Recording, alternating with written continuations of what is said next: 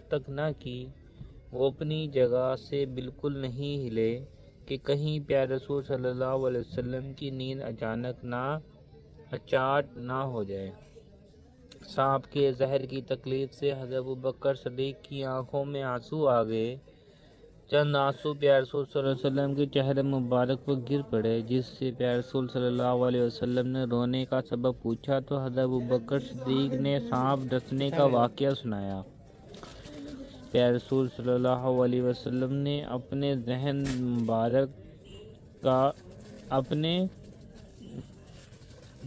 مبارک کا لعاب وہاں لگایا، جس سے ساری تکلیف دور ہو گئی۔ تمہارے ہاتھوں سے کسرا کے کنگن ہوں گے۔ پیارے رسول صلی اللہ علیہ وسلم اور حضرت ابوبکر صدیق رضی اللہ عنہ جب مکہ سے ہجرت کر کے مدینہ کی طرف روانہ ہوئے تو کفار مکہ نے اعلان کر دیا کہ جو کوئی محمد صلی اللہ علیہ وسلم اور ان کے ساتھی کو پکڑ کر لائے گا، اسے 100 اونٹ انعام میں دیے جائیں گے۔ انعام کی لالچ میں بہت سے کافر پیارے رسول صلی اللہ علیہ وسلم کی تلاش میں نکل کھڑے ہوئے، ادھر ادھر ڈھونڈنے لگے۔ ان کافروں میں ایک شخص سراقہ نام کا تھا۔ اس کے پاس ایک گھوڑا تھا جو تیز رفتار میں اپنا جواب نہیں رکھتا تھا۔ اس نے سوچا کہ میں اس گھوڑے کی مدد سے محمد صلی اللہ علیہ وسلم اور ان کے ساتھی کو آسانی سے پکڑ سکتا ہوں۔ یہ سوچ کر وہ اپنے گھوڑے پر سوار ہوا اور مدینے کی طرف چل دیا۔ پیارے رسول صلی اللہ علیہ وسلم اور حضرت ابوبکر صدیق رضی اللہ تعالیٰ عنہ چند روز تک غار ثور میں چھپے رہنے کے بعد مدینے کی طرف روانہ ہو گئے تھے۔ ابھی وہ راستے میں ہی تھے کہ سراقہ اپنا گھوڑا دوڑاتا ہوا آ پہنچا۔ جی پیکٹ لے رہے پیکٹ۔ حضرت ابوبکر صدیق رضی اللہ عنہ نے جب دیکھا تو انہوں نے پیارے رسول صلی اللہ علیہ وسلم سے عرض کیا، یا رسول اللہ صلی اللہ علیہ وسلم، سراقہ نے ہمیں چھوٹے والا 250 روپے کا، اس سے بڑا 350 ہمارے پیچھے آ رہا ہے۔ پیارے رسول صلی اللہ علیہ وسلم نے کوئی گھبراہٹ ظاہر نہیں کی بلکہ اطمینان، سکون اور حوصلہ مندی سے فرمایا، غم نہ کرو، اللہ ہمارے ساتھ ہے۔ پیارے رسول صلی اللہ علیہ وسلم کی اس بات سے حضرت ابوبکر صدیق کو اطمینان ہو گیا، کیونکہ وہ جانتے تھے کہ پیارے رسول صلی اللہ علیہ وسلم کا کہنا کبھی غلط نہیں ہو سکتا۔ اتنے میں سراقہ بالکل قریب آ پہنچا۔ اسی وقت خدا کی قدرت سے سراقہ کے گھوڑے کی چاروں پیر پیٹ تک زمین میں دھنس گئے۔ یہ دیکھ کر سراقہ بہت گھبرایا۔ اس نے بہت کوشش کی مگر گھوڑے کے پاؤں باہر نہ نکلے۔ سراقہ نے سمجھ لیا کہ محمد صلی اللہ علیہ وسلم اور ان کے ساتھی کو گرفتار کرنا بہت مشکل ہے۔ جس کی حفاظت خدا کر رہا ہو اسے کون پکڑ سکتا ہے؟ یہ سوچ کر وہ کہنے لگا، اے محمد، مجھے اور میرے گھوڑے کو اس مصیبت سے نجات دلا دیے، میں وعدہ کرتا ہوں کہ واپس چلا جاؤں گا اور جو کوئی آپ کی تلاش میں اس طرف آ رہا ہوگا اسے بھی واپس لے جاؤں گا۔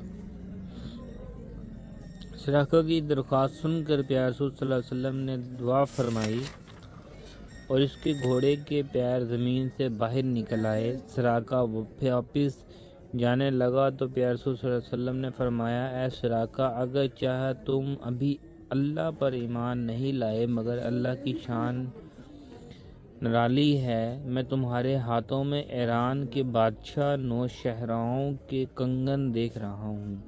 پیارے رسول صلی اللہ علیہ وسلم اور حضرت ابوبکر صدیق مدینے کی طرف روانہ ہو گئے اور سراقہ واپس مکے چلا گیا۔ سراقہ بعد میں اسلام لے آیا اور اس کے بارے میں پیارے رسول صلی اللہ علیہ وسلم نے جو پیش گوئی فرمائی تھی وہ حضرت عمر فاروق رضی اللہ عنہ کے عہد خلافت میں پوری ہوئی۔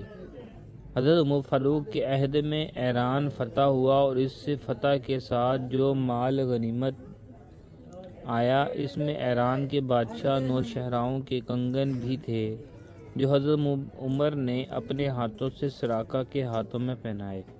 سبحان اللہ۔ اہل طائف کو تباہ کرنے کے لیے فرشتوں کا نزول۔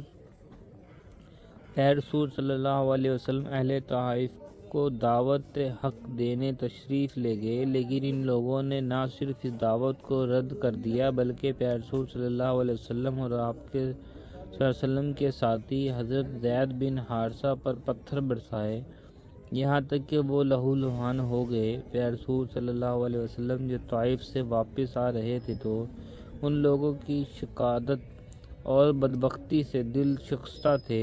جب آپ صلی اللہ علیہ وسلم قرن الثقال کے مقام پر پہنچے تو دیکھا کہ بادل کا ایک ٹکڑا آپ پر سایہ کیے ہوئے ہے۔ یکایک اس میں سے ایک فرشتہ نمودار ہوا اور اس نے پکار کر کہا، یا محمد، میں ملک الجبال پہاڑوں پر موکل ہوں، اللہ تعالیٰ نے مجھے آپ کی طرف بھیجا ہے، اگر آپ اجازت دیں تو میں پہاڑوں کو اہل طائف پر الٹ دوں۔ ایک دوسری روایت میں ہے کہ حضرت جبرائیل علیہ السلام تھے اور انہوں نے پیارے رسول صلی اللہ علیہ وسلم سے کہا تھا کہ اگر آپ حکم دیں تو میں پہاڑ کے نیچے اہل طائف کو کچل دوں۔ پیارے رسول صلی اللہ علیہ وسلم نے فرمایا، نہیں، شاید ان کی نسل سے کوئی خدا واحد کی پرستش کرنے والا پیدا ہو۔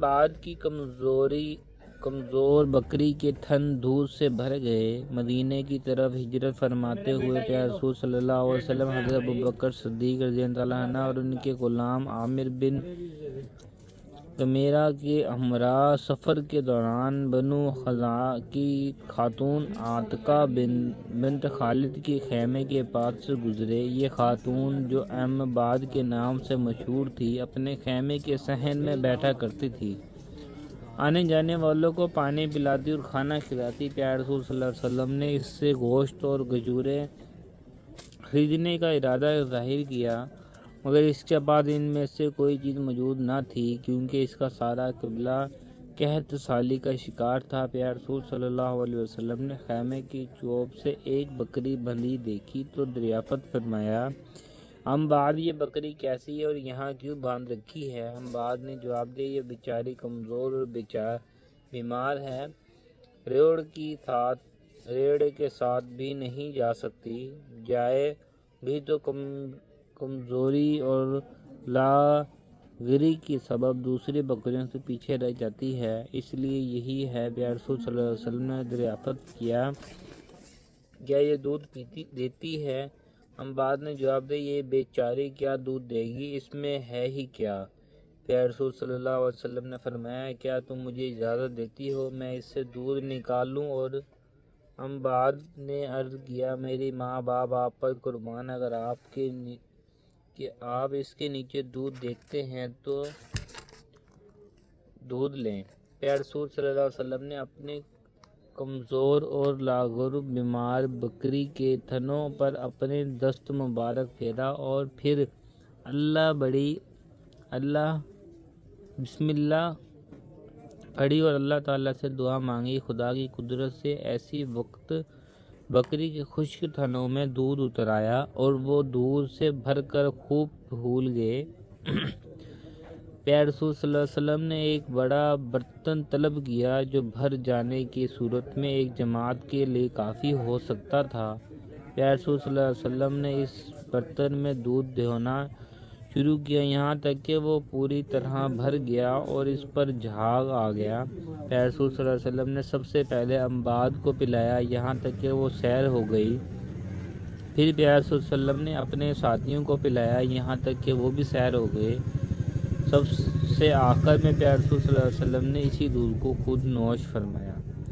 برتن خالی کرنے کے بعد پیارے رسول صلی اللہ علیہ وسلم نے بکری کو دوبارہ دھویا تو برتن کو پھر دودھ سے بھر گیا۔ پیارے رسول صلی اللہ علیہ وسلم نے دودھ سے بھرا ہوا برتن بطور نشانی بعد کے پاس چھوڑا۔ اس مشرف یہ بے سلام کیا اور پھر آگے مدینے کی طرف چل دیے۔